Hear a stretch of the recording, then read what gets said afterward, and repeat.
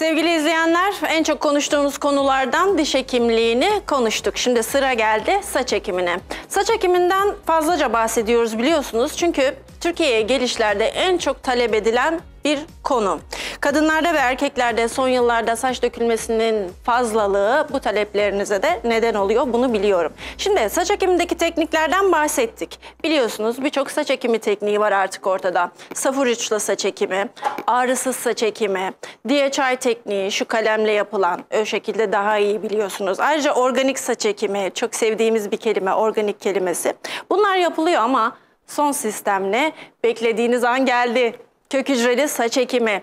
Kök hücre deyince çok bir seviniyorsunuz. Çünkü hakikaten tabii ki sevinin. Çünkü çok önemli bir kelime. Tıpta kök hücre tıbbın birçok alanında kullanılıyor. Artık saç tedavilerinde de kullanılıyor. Hepimiz son yıllarda, yani son bir senedir, yıllarda demeyelim, bu müjdeyi aldık. Şimdi kök hücre nedir? Bu kök hücreyi çok duyuyorsunuz. Peki kök hücre nedir? Hepimizin vücudunda aslında hasar gören hücreleri onarmak üzere bebek hücreler diyelim, belki de buna bulunuyor. Yani bulunduğu yere ya da gittiği yerde oraya adapte olup orayı onaran yenileyici hücrelerdir kök hücreler. Nerede mi bulunuyor? Kulak arkasında, göbek çevresinde, kasıkta ve saç dökülmesi tedavilerinde nerede kullanıyoruz ona gelelim özellikle. Tabii ki saç köklerinde. Şimdi saç tedavilerinde, yani saç dökülmelerinde erkeklerde ve kadınlarda bu tedavi nasıl yapılıyor? Ne kadar süre alıyor dersek klinik ortamda yarım saat 45 dakikanızı alıyor. Nasıl mı yapılıyor? Belki göbek çevrenizden yağ alınıyor ya da kulak arkasından, bu fibroblastik hücreler çok fazladır kulak arkasında, hekimler çok tercih eder, ya da saç kökü hücreleri. Saç ekimini biliyorsunuz değil mi? Böyle füye tekniğiyle yapılır, tek tek greftler alınır. Bu greftlerden 5-6 tane alıp ya da göbekten bir 20 cc kadar yağ alınıp, aynı liposuction gibi ama minik, hemen 10 dakikasını alıyor hekimlerin. Ya da kulak arkasından 5-6 tane küçük böyle 0,5-0,8 kalemler vardır ya, böyle hani küçücük silgiye batırdığımızda bir silgi girer içine. O kadarcık küçük dokulardan bahsediyoruz. Evet, onları alıyoruz. İnanın 10 dakika içerisinde alınıyor. Laboratuvara gönderiliyor. Bir takım işlemlerden geçiyor ve bir sıvı hale getiriliyor. Ve laboratuvardan bize bir enjektör geliyor ve işte yenileyici hücreler saçınıza enjekte edilmek üzere hazır. 5 dakika, 10 dakika içerisinde de saç sorunlu bölgeye enjekte edildiğinde zaten artık hücreleri yerine yatırdık ve bekleyin. Birkaç ay sonra yenilenmelere şahit olacaksınız. Peki saçlarım dökülüyor, saçlarım döküldü, açıldı, saçlarım inceldi, tepe açıldı, ön zayıfladı, arka zayıfladı ya da bayanlarda en çok bildiğimiz şey saç ayrımımız genişlemeye başladı. Kök hücre işe yarar mı? Hem de çok işe yarar. Şimdi saç dökülme tedavilerinde aslında kadınlara çok fazla bir şey yapılamıyordu, biliyorum. Dermatolojik doktorlarına gidip birçok tahlillerinizi yaptırıp sağlık sorunlarınız var mı? Tahliller sonucunda ilgili hekimlere giderek tedavilerinizi yaptırıyorsunuz tabii. İlaçlarınızı alıyorsunuz tabii.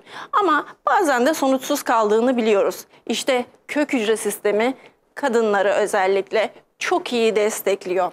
Kalıcı bir yöntem aynı zamanda. 2-3 yıl kadar tek bir seans sizi idare ediyor. Kişiden kişiye değişmekle birlikte belki 2 yıl, belki 3 yıl sonra tekrar bir seans daha yaptırabilirsiniz. Peki erkekler?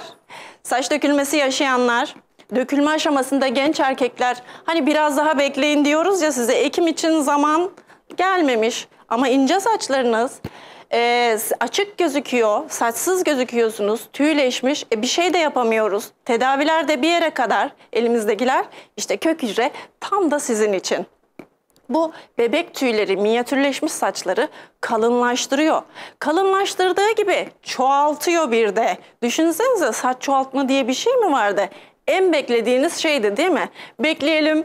Lütfen, ne zaman gelecek bu sistem diyordunuz yıllar öncesinde. Ben de bir gün gelir diye düşünüyordum. O gün geldi hakikaten. Evet, kök hücre bir saç çoğaltma işlemi. Bir kök 2-3 kök verebilir aslında normal yaşamı içerisinde. Ama yaş alma, sağlık sorunları, kimyasallar derken bu özelliklerini kaybediyorlar. İşte kök hücre öyle bir doping ki Toprağı öyle bir gübreleme ki o kökten 2-3 tane saç çıkartabiliyorsunuz. Ekime de ihtiyacınız var. Tamam, açıklıklarınız var. Ekimi yaptırıyorsunuz. Üzerine bir de kök hücreyi yaptırdınız mı? Ha, öncesinde de yaptırabilirsiniz.